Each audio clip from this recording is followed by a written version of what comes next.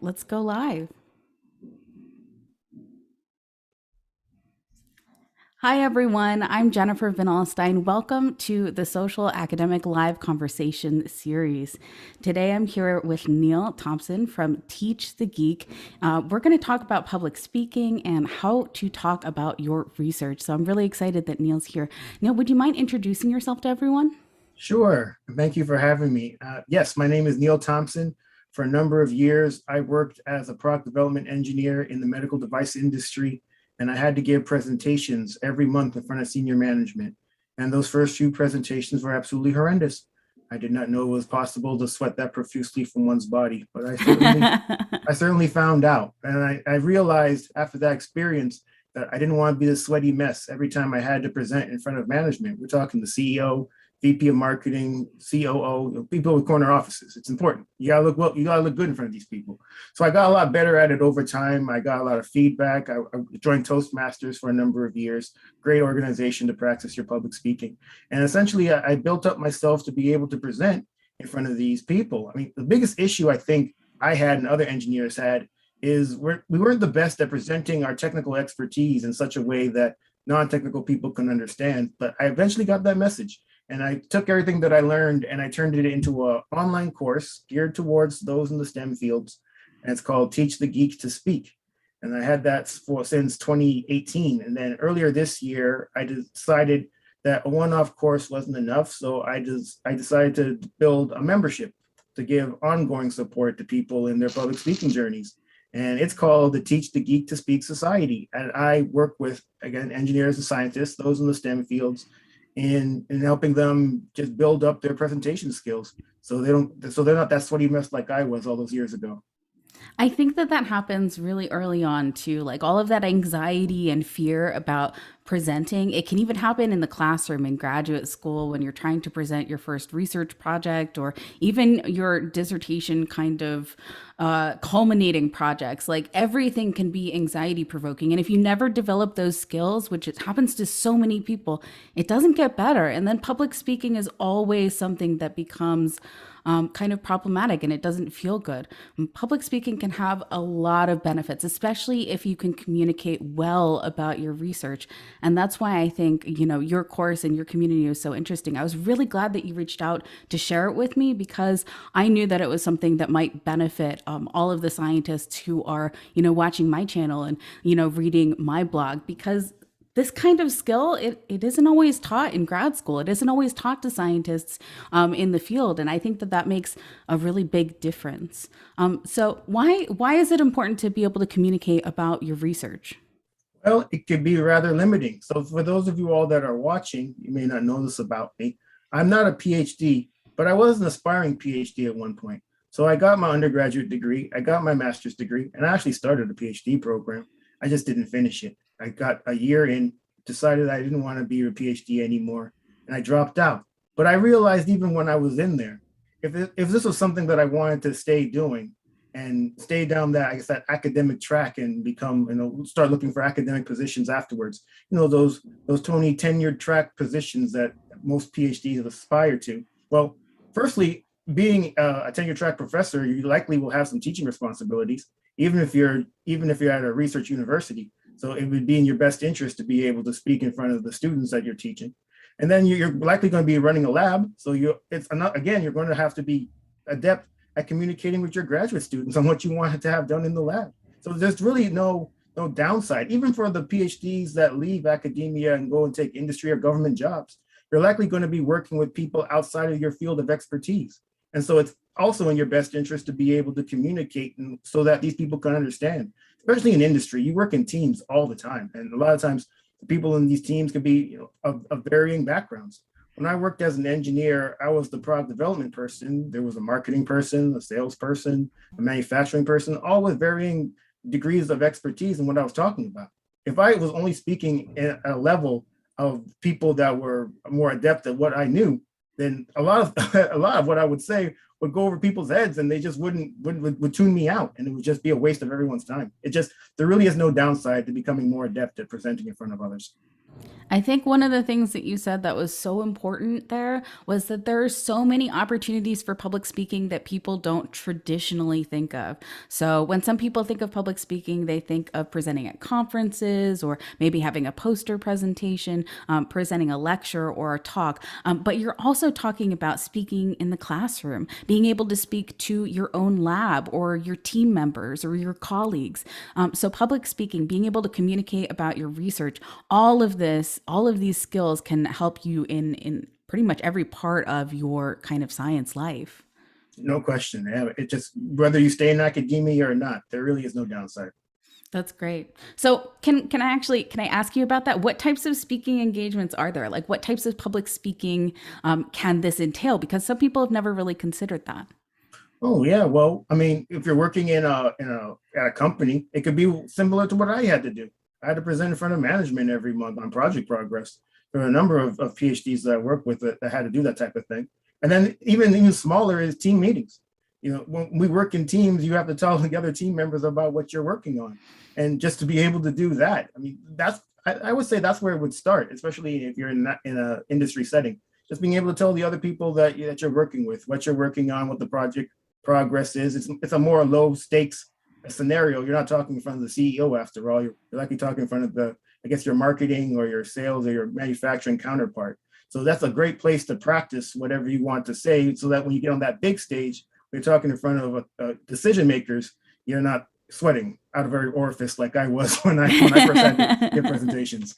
Yeah, I think that that anxiety is so common when it's talking about yourself or talking about your research because that's something that's kind of personal, right? It's the work that you're doing that you're putting your energy into.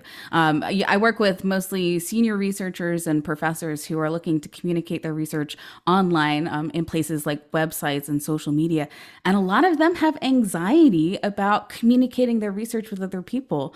Some people have expressed they're not sure, what the response will be. Some people have expressed that they feel like they might be bragging or they might be like showing off in some kind of way. But communicating about your research can really open so many doors. It can help researchers in other countries and other research institutes learn about what you're doing, collaborate with you if there's something that you guys can work on together. I think that the benefits of being able to communicate about yourself and kind of tamper down that anxiety through practice and through learning skills can make a huge difference for scientists out there.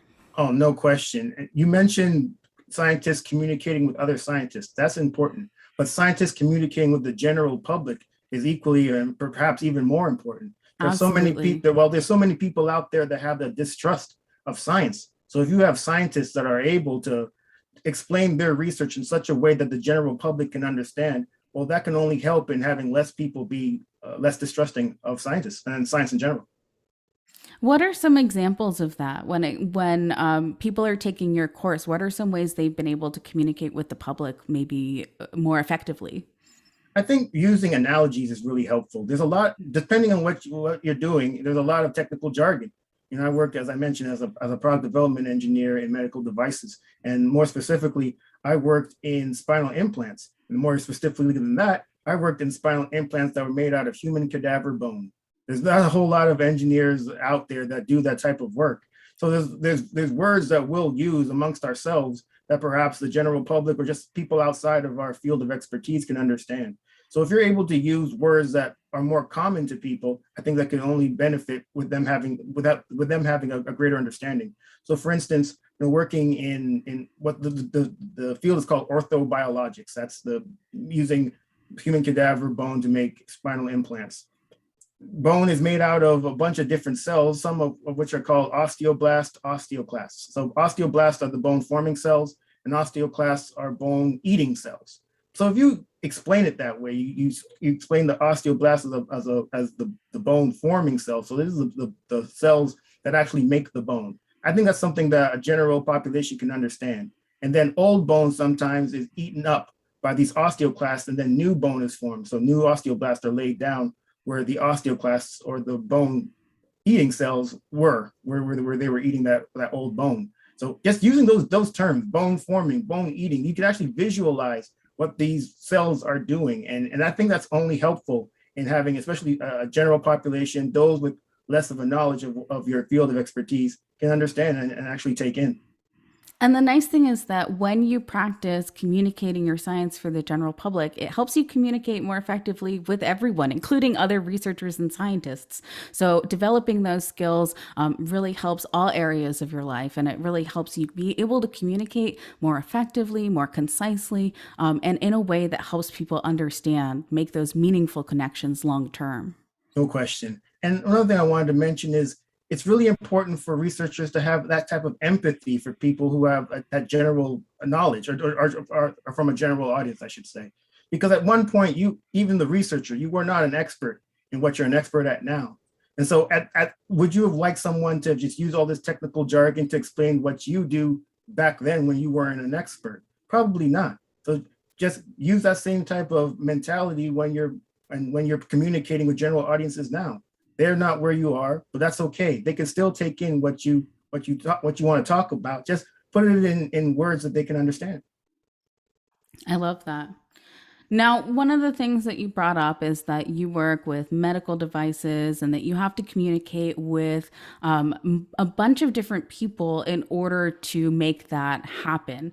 Now, researchers can sometimes be uncomfortable with the idea of partnerships or even working in business. Some have never really considered that their research could be a product or could be something that needs to be communicated to, say, C-suite level people. So let's talk about like kind of what that can look like and why it's important for some of the scientists who maybe in grad school or maybe haven't really considered leaving academia in any way. Well, it's really important for those that are studying basic science to know that at some point, what you are working on can be used to develop something later. And if you want that to be the case, you're going to have to be able to convince the people that commercialize, that commercialize that kind of basic research that what you're working on is worth working on. I mean, that was very difficult for me at first when I was working as an engineer. I wanted to focus just on the science and just on the research that I was doing. I had difficulty seeing the big picture, but giving those presentations in front of management, I guess I had to learn really quickly that this is a business. You're not just here to do research. You're here to work on things that can eventually be commercialized. And so that was just something that I think any researcher that's doing basic research now, it just needs to get into their head. You're not just there to do that type of work. You're there to be a bit more forward thinking and thinking that what you're working on can be used for future applications. And I think a lot more scientists and just researchers in general are coming to that conclusion, especially since, at least from what I've seen, a lot of spin-off companies are coming out of universities. Yeah, that's absolutely true. And I was actually going to bring that up next. You know, some of the research labs that I've worked with are working on, you know, projects that are partnerships with governments or partnerships with corporations in order to bring the awesome research that they're doing to the people, to actually help people and transform the world in some way. So that's not something that's limited to you as a scientist, whether you're in academia or whether you're in industry. This is a potential no matter what field you're in. Being able to communicate about your research, to be able to communicate what you're working on is going to be beneficial for you either way. No question. And even though I didn't stay in that PhD program for all but a year, I suspect that for those that are seeking any sort of funding, outside funding to do their work, you have to show some sort of a future application as to what your work can lead towards. So it only benefits you to just have that kind of forward thinking mindset early on. Yeah, I love that. Your public speaking skills can definitely help you with grant writing skills because you're learning how to communicate with multiple audiences. Actually, that's one question that I have next. What are some of the audiences that might benefit from, developing public speaking skills? Well, yes. So if you're a researcher, just being able, that was a great example. I didn't even think of that, but that's an excellent example. Just being able to convince outside entities that are providing grant funding that this is something, the research that you're working on is something that is worthy of being funded. Also, as I mentioned, just if you're in industries, communicating with the other people in your team, communicating with senior management, communicating with your boss even to get those pay raises and those promotions that you want. You don't want to be that scientist sitting in their cubicle stewing because somebody else got the pay raise and the promotion that you think you deserved, but you just weren't the best at communicating yourself or just communicating your value to the people who have the decision-making power to make those changes for you. Vendors, even communicating with customers. There's a whole host of people that you can communicate with that can just only benefit you in your career, just depending on where you go. And if you're listening to this and some of these things sound totally far off, like it's nowhere near where you are in your career or in your academic life, that's totally okay. This is something that can be important for the future, but it can also benefit you right now if you're in the classroom, if you're applying for a grant within your university or for traveling to a conference to be able to present your research. So all of these things can benefit you at any point in your kind of lifetime. You mentioned communicating or giving presentations at conferences, and it just made me chuckle because I remember when I worked as an engineer, I often would have to go to conferences, and I would sit in the audience and try to listen to these presentations.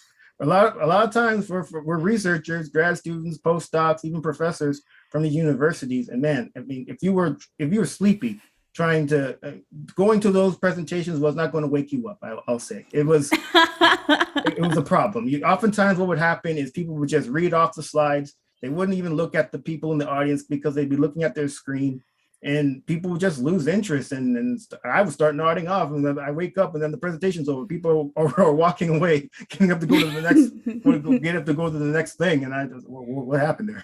But I think that happens a lot, especially because panels sometimes are on a similar topic, but have, one speaker that everyone is really interested in seeing. And then there's these other presentations. And if you're not engaging, if you're not, aware of that potential in the audience, then it might mean that you're missing communicating in some ways. Maybe you have too much jargon in your presentation and people don't actually understand what you're talking about. Death by PowerPoint is what Dr. Echo Rivera calls it. She came on my show earlier in the season. And so it was really interesting that you talked about the same thing at presentations, just like sitting in the audience and being like, wow, I'm not even really sure what happened because I kind of missed that. Yeah. Yeah, you know what? I suspect the issue is a lot of the people that give those type of presentations. There's an ulterior motive to giving the presentation. It isn't necessarily to impart information per se. Maybe it's even a checkbox exercise, really, especially for the postdocs and the graduate students. They want to get the attention perhaps of other labs that perhaps they want to work in later on, and they're thinking perhaps me being an adept public speaker, or just being good at presenting my material, that's not necessarily what I want to get out of this presentation. I want to be able to put it on a CV that I presented at this presentation. I had a talk. That's a big deal from what I remember being in graduate school, especially if you're a grad student. I talked at this particular conference, and you put that in your CV. That's impressive to people. They're not going to ask you if you were interviewing for an academic position. Well, did you when you were presenting, did the people really get the message of what you were trying to say? Or right. Walk me through how you presented. They don't care. They're just going to see that you presented there, and that's going to be impressive enough. But that's rather, I guess, short-sighted thinking. If you really want to think more, I guess, in the future, as I mentioned earlier, public speaking can only benefit you, and especially if you don't stay in academia, and even if you do. Actually, that reminds me of kind of like a personal story. I remember I was really excited that I got into kind of the big conference in my field, which is English. I got into the Modern Language Association conference, and I was so excited that I got in. I had a cool paper topic, but to be honest, my paper wasn't very good, and I didn't have an engaging presentation to go with it. There was a huge snowstorm, and all of the flights were canceled, and I ended up being kind of grateful that I didn't go because, that was an audience of people that I really respected and that I would have liked to have known better. And I didn't put enough work into that presentation to make it engaging. In a way, I was glad that it didn't happen. This is like just something that I had done for my CV. And I didn't realize the larger applications at the time of being able to go to this and meet so many different people. And I think that was maybe some imposter syndrome, some fear, and just kind of being overwhelmed with the fact that I had gotten in on an abstract and the paper maybe didn't really support what I was hoping it to. If you had ended up going to that conference and presenting, and you're saying that the presentation wasn't all that great, you probably wouldn't have stood out all that much. I completely agree. Maybe I would have met the people, but they wouldn't have remembered me for my work. And I think that that's important, and something that now that I've had some presentation training, I feel much more confident in. But at the time, I didn't really think about. I was limited in my understanding of potential at those conferences and potential for myself as well. Yeah, I mean, just reminiscing about those conferences I used to go to, those conference talks, my God. I mean, you had to go in there with coffee. Yep. And start the day with coffee, carry it around. Hmm. So let me ask, we talked a little bit at the beginning about some of the issues that you ran into with public speaking, but what did it feel like for you? Well, what were some of the feelings that you had when it came to public speaking, and some of the kind of reactions that that created? I mean, when I first started having to give these presentations, so I had to give these presentations. This wasn't something that I was looking to do. And so I Right. always looked at it as just something just to get through. So I didn't put all that much effort into those first few presentations. I just slapped some stuff onto PowerPoints, got up there, read them off, and I was trying to get out of there as quickly as possible. But what ended up happening is these people, these senior management types would ask me questions that I thought I had answered during the presentation. And that's when the sweat really started, because I'm starting to think, oh man, I didn't answer these questions. I thought I'd answered the questions, but obviously not, because now I'm getting these questions. So Hmm. I'm getting these questions. I got to answer them, and it was as a waste of time for everybody. And then what really cemented I guess my thought that I had to get better at giving these presentations is the project that I was brought into this particular company to do was canceled. And all these years later, this must have been over 10 years ago at this point. I truly believe that if I was just better at communicating the importance of this project to the senior management types, perhaps I could have saved it. But because I was just slapping stuff onto PowerPoint slides and getting up there and reading it, I mean, you would have thought I would have learned my lesson after the first presentation, but I didn't. Now after the first or second or third or fourth, I kept doing it. It really was what changed everything was the cancellation of that project. That was the wake up call. I think, well, I know that I needed to realize I need to get better at this. I need to get better at presenting my expertise in front of people that have, at least at that time, the ability to change the trajectory of at least my career at that company. And Yeah. it made all the sense to do it. Hmm. So it was kind of a personal decision for you based on the limiting of kind of your career path at that time. You realized that, not having these skills was kind of limiting you from moving forward with other projects, from being able to communicate it so clearly that they can't take away your project because it's so awesome, right? No, Jennifer, I thought I was going to lose my job. Hmm. When they took away when they canceled that project, this was the project I was brought in to that company to do. And that's what I was spending all my time doing. So when it got canceled, I Oh thought I was going to be out of a gosh. job. But luckily they moved me on to other projects. But it put enough of a fear of God in me to realize, okay, this is something I definitely need to work on. Yeah, absolutely. So, what did you start doing? Like, what is the first step people should take who realize they need to get better at presentations? You need to start giving presentations with the intent of getting better at them, as opposed to Hmm. just getting up there to do them. So that's the first thing I had to do. So Hmm. now that my project got canceled, I didn't have to give these presentations in front of management anymore. But at least I still had to give project status updates to the other projects that I was moved on to. I wasn't the spokesperson for those projects, so I didn't have to get up in front of management to talk about them. But I still had to talk about my part of the project in front of the team. So I've used those opportunities to get better in just relaying information to people who didn't know as much about my subject matter as I did. And then Toastmasters was really helpful too. I mentioned it earlier. For those of you all that don't know, it is an international organization. There are chapters all over the world. And wherever I was living at the time, I joined a chapter. It's an excellent forum for practicing your public speaking. You get to give these prepared speeches, and then you get feedback afterwards. One thing I would like to note about feedback, though, is that you don't have to take in all feedback that you're given, because sometimes you can get conflicting feedback. Often, well, I can remember this like it was yesterday. I gave a speech at a Toastmasters meeting, and one of the evaluators said that I really liked your eye contact. And then another evaluator said, you need to improve your eye contact. Well, now, who do you listen to? Well, you got to run the information through your filter, I suppose. And ultimately, you take in the feedback that you think is useful to you, and what you don't think is useful to you, you leave behind. But yeah, Toastmaster was helpful. And then also giving presentations in front of my team at the job was also helpful. Nice. Well, it sounds like either way, based on that feedback, people like eye contact. So maybe that's an easy tip people can take. And what did it feel like when you really did start getting better at communicating? At what point did you feel like, okay, I've got a better handle on this?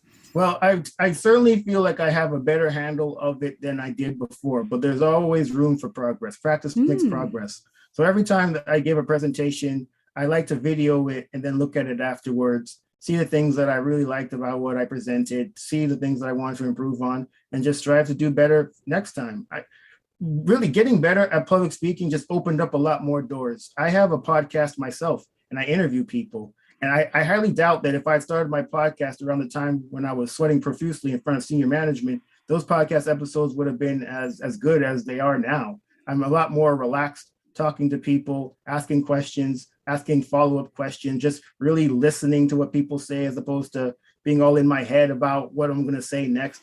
It's been really it's been so beneficial to me, just even having this podcast, and then just communicating with other people in general.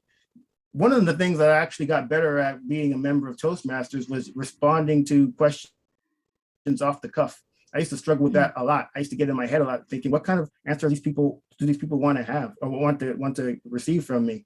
But in Toastmasters, a big part of it is what's called table topics, and you get up and they ask you a question that you didn't prepare for, and you have about a minute to answer it.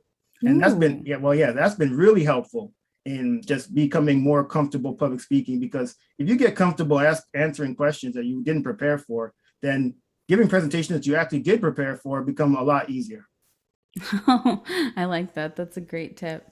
Now, you do have a YouTube channel, you have a website, you have an online presence. And so, my last question for you is like, how does your online presence help for public speaking? Yeah, so what I really like about what I developed with Teach the Geek is that it's geared towards people like me. So I Hmm. mentioned Toastmasters earlier. Toastmasters, as I mentioned, it's a great forum, but it's not really geared towards those in the STEM field, scientists and engineers. What I developed is for us. It's for people like myself, people that are scientists, engineers. They have to give these presentations in front of people, sometimes that don't have the same type of expertise as they do. What can I do to make my expertise, put my expertise in such a way that people can understand? So I mentioned technical jargon. That wasn't something that anyone would have ever mentioned at a Toastmasters meeting, really. They were more interested in, I guess, more non-verbal type of communication. So I mentioned eye Hmm. contact earlier. That's what they were looking at. They're looking at, what are you doing with your hands? Are you effectively using the space around you, well, effectively to impart your information? That's what they were taking note of. In Teach the Geek, and when the Teach the Geek to Speak Society, we're more interested in the actual message. Are you imparting the message that you want to the people that are listening, and are they taking it in? Are you trying to minimize that technical jargon so that the people can understand? Are you keeping the time? I mean, especially when you're in these corporate environments, people are busy. You don't have a whole lot of time to present in front of people. I mean, if you're given 15 minutes, you better stick to it. If you go over, people are going to be annoyed, and they're likely going to tune out. So these are the things that I like to focus on. It's more of the meat of what you're exactly trying to do with public speaking. You're trying to impart a message to people that they can take in. And so that's what I like to focus on with Teach the Geek to Speak Society, and obviously with the Teach the Geek to Speak course.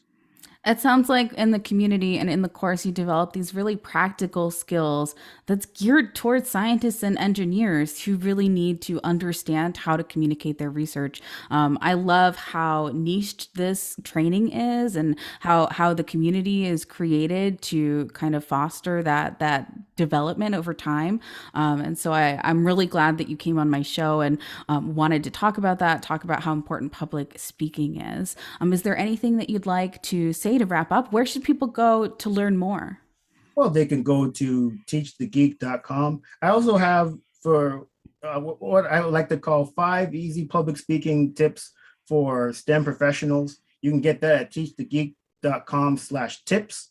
I mentioned the podcast earlier. Well, you also mentioned the YouTube channel. So I have a YouTube channel and a podcast. So essentially, I do the interviews. It's all video. You can see the video on the YouTube channel, but then the audio you can listen to on the podcast. And you can find out about both of them at teachthegeek.com. Awesome. Well, Neil, thank you so much for coming on the show. Stick around for a second. I'm just going to wrap everything up here on YouTube. Great. Thanks again for having me.